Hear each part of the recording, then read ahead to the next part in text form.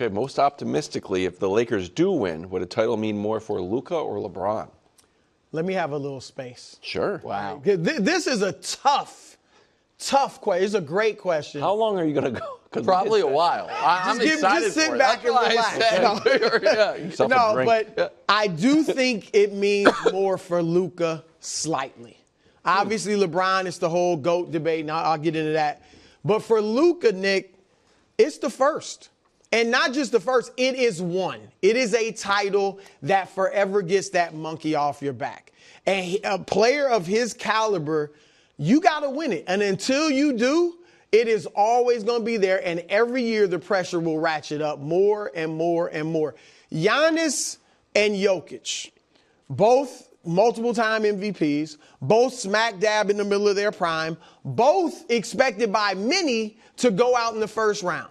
What is keeping the heat off their backs? They got championship. They got a championship. That's it. So our default is to blame the organization or their teammates or coaching or whatever it might be, not them because they've proven. Now, there'll be some degree of pressure. Obviously, we want to see them win another one. But once you get that one, you're a made man. So that's why I do say for Luka, it's more important. LeBron, obviously, is the GOAT debate. And you guys know I think the GOAT is Jordan. But I have said, and you probably remember this, Nick, I've said for years that when the millennials, and you're a millennial, when the millennials and Gen Z are kind of controlling the conversation versus my generation. Can't wait. No, but I think a lot of people, like LeBron may very well have that space that Jordan has had where he's just viewed as the GOAT. All right, I think Jordan, the only thing that made me question that was The Last Dance, because Jordan got a huge bump from that, and even younger people were like, oh, Jordan's the GOAT and all this. But I think recently LeBron has gained steam from momentum in this GOAT debate. I mentioned to Nick earlier, in hoopshype.com, ever since the NBA released its top 75 players of all time a few years ago, Hoops Hype has done it every year, and they've added like a player every year, so now it's up to 78. But before this season, this was the first year they actually put LeBron number one and Jordan number two. So that's some momentum. But also the accolades, from the records he's broken, playing so well at 40. And if he gets a fifth championship, it won't sway me on this, but there will be another batch of people that will come over to LeBron if he gets his fifth ring at 40 years old. So I think I don't think it'll totally sway it where LeBron's recognized, widely as the GOAT, but I think it'll bring a significant number of people to his side, but I'd give it to Luka. So I agree with you on the Luka stuff. I'm going to get to that in a second. On the LeBron, listen, so much of, and I think we do a good job on this show of not doing this, and probably it's, I think just because we try to all be fair, and so much of the LeBron commentary is circular firing squad, you know what I mean, on behalf of Michael Jordan, not because Michael Jordan wants it to be going on, but where the moment these playoffs start, it is, man, if you lose, you had Luka Doncic. And if you win, it's like, well, you had Luka Doncic. And so, there is, and that second part, that if you win, you had Luka Doncic, again, of course, ignores that Steph got 2 of his 4 with Kevin Durant, that Magic got 5 of his 5 with Kareem, that Kareem Kobe got his 5 of his 6. Kareem got 5 of his 6 with Magic. Kobe got 3 of his 5 with Shaq, and Shaq got 3 of his 4 with Kobe. Now, that is an argument people would say for Michael Jordan because he doesn't have another pantheon player alongside him for it, even though Pippen was a great player. But there aren't a lot of undecided voters left in the GOAT debate, which is weird in that one guy is still playing, but set that aside. Luka, this vaults him into such a different stratosphere because he already is statistically an all-time playoff performer. So you guys have seen these graphs before. Most playoff points per game of all time. It is Luka behind only Jordan, and then 6 of the greatest scorers of all time are on that list. your buddy Bill Simmons, who actually was texting with this morning, he did a great pod with Wendy, created the 42 Club, which was individual, don't go to it yet, Dust, individual playoff runs for guys who have averaged a total of 42 points, rebounds, and assists. And it was in his book, it was his shorthand for great playoff runs. So I took that idea and said, hey, who are the guys whose career playoff averages are in the 42 combined points, rebounds, assists? That's this group of guys. Wilt, Luka, Joker, Bill Russell, Jordan, LeBron, Elgin, Giannis. No outliers there, no flaws there. It's just like, okay. And then if he wins the title, who's done this? Who's had 5 first-team All-NBA seasons and a championship before they turned 28?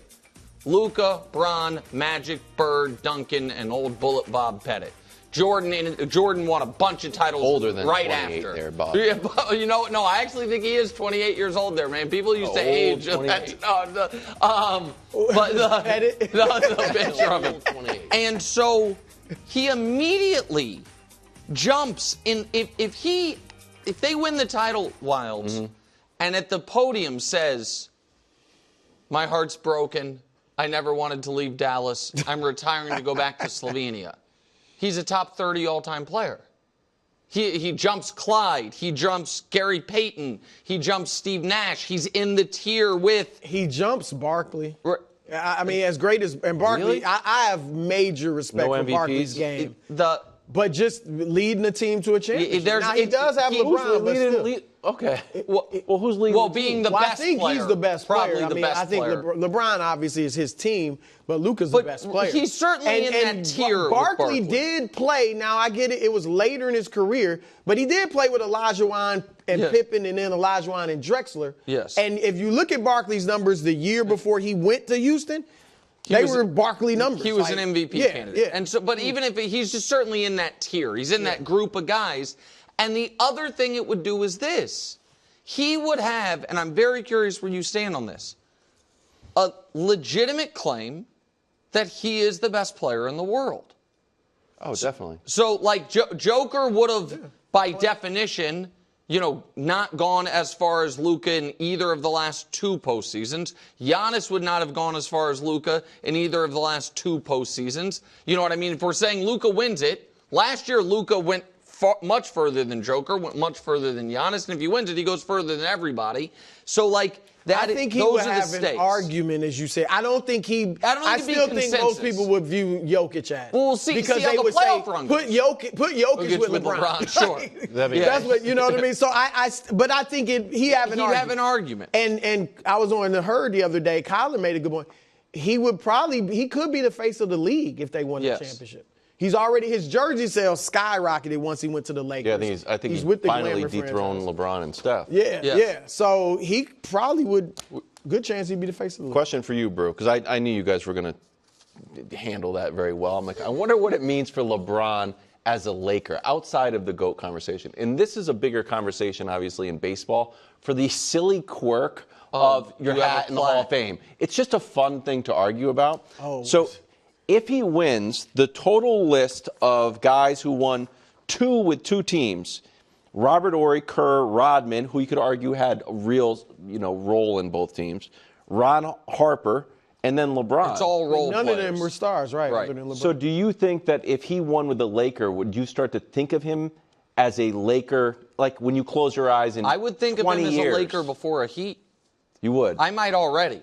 Probably that. I mean, I think he's that's a Cav. interesting. So I think he should go into the Hall of Fame as a Cav, and I think he'll, just because he's from there. And that championship is still, and even if they win it this year at 40, which would be huge, I still think his greatest championship was the one in Cleveland. Yes, but I do think, do you agree with me that certainly if they win this, he is a bigger imprint on the Lakers than the Heat? Like, so they'd be even on championships. Yeah. Now the Heat thing was unbelievable. It was just short. But it was short. But it had a big impact on the NBA, but I don't view his legacy in Miami as almost like a mercenary in a weird way. The thing is this, though. those were his first championships. Yep. And that was huge for his career. And we saw the struggles in the first finals against Dallas and the maturity the growth he showed in winning those two there. So and the Lakers also have so many other champions and great all-time great players. I don't know if I put it ahead of the Heat. I don't know. The Lakers. And that ushered in an era of super teams, player-generated super teams. Oh, I think the Heat era had more of an impact on basketball as a whole. But I'm saying, for me, it is insane how long he's been a Laker.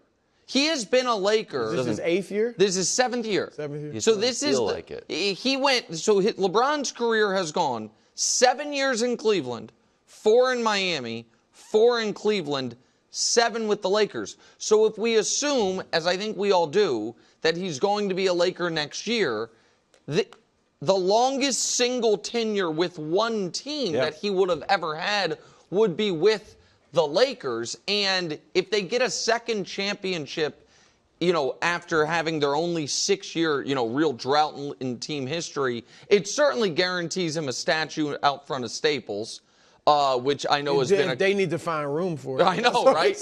Right. Next to Oscar De La Hoya or something. But certainly. Before any title talk for LA, the Lakers do need to get through the Wolves.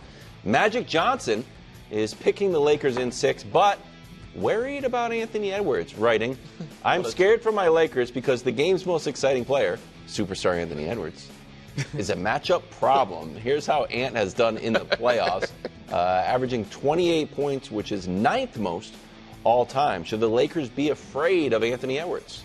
No, not at all. Not at all? No. I mean, respect him. We understand he is a great player that's on the ascent. So you definitely respect him.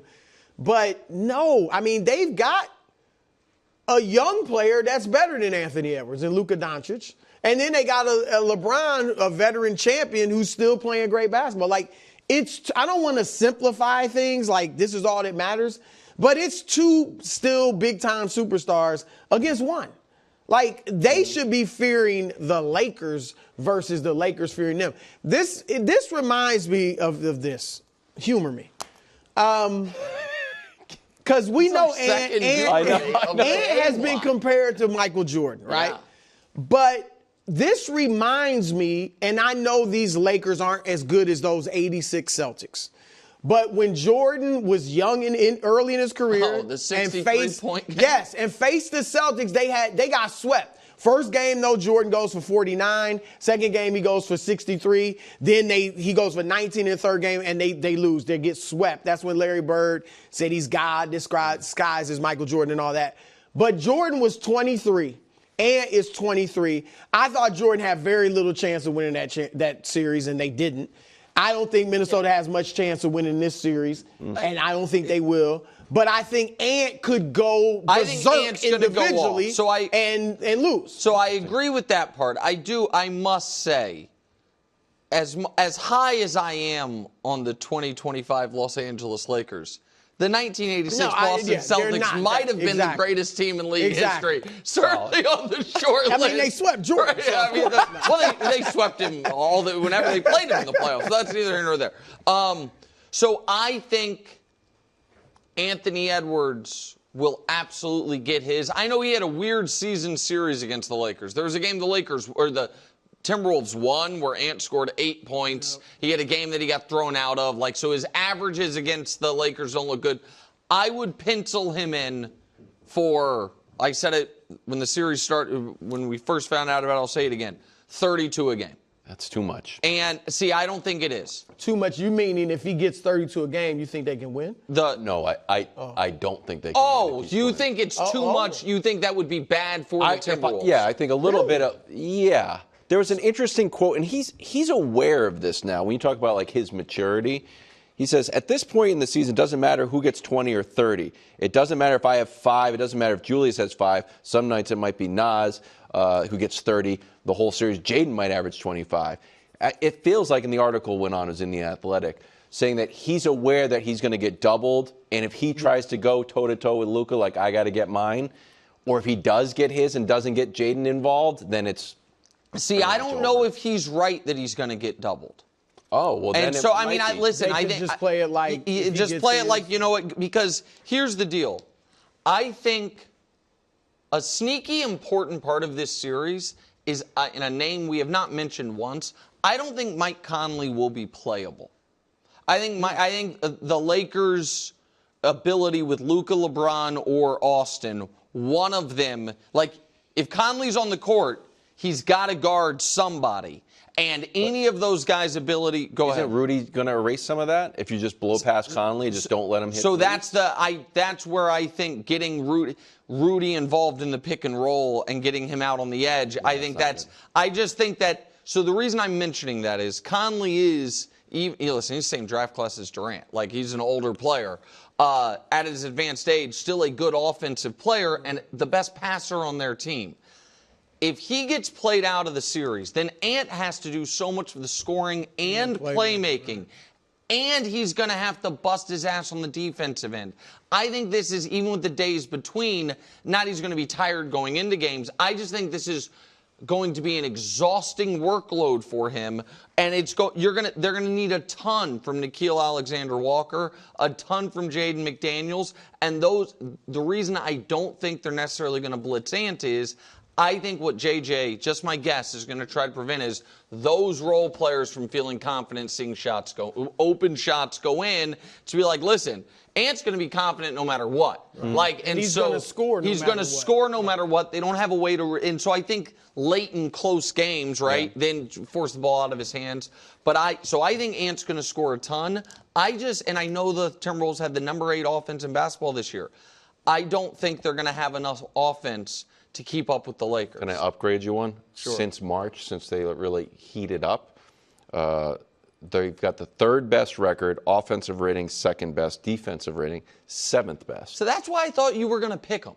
And I wasn't trying to be a jerk when I said that, but you've cared a lot about post-Luka trade, Lakers record, Lakers net rating, and the Timberwolves in that time frame have been awesome. Yeah. And I'm not picking Go ahead. I'm not picking them. You're right. You believe in the Lakers. I think LeBron can win 2 games, and I think Luka can win 2 games. I'll even make it simpler than you. Hey, who can win 2 games? And both LeBron and Luka are like, okay, good. They don't. Those numbers are interesting for their offensive rating because they really don't have like a legit. I mean, Randall's key. If he can be that second scorer, which we doubt because of his playoff struggles, then maybe they'll have a shot. Also, but he's got to be that guy. Other super simple, maybe if I want to go to the Wolves, taller. Yeah, I just don't larger. know if it's. Well, the Wolves have good size. Yeah, I just don't know if Gobert, it's they good size on the Wolves. Wolves. Nas is awesome. Nas is a key person. Is long. 15 seconds here. So, a question for you guys: is Anthony Edwards the 2nd best player in this series?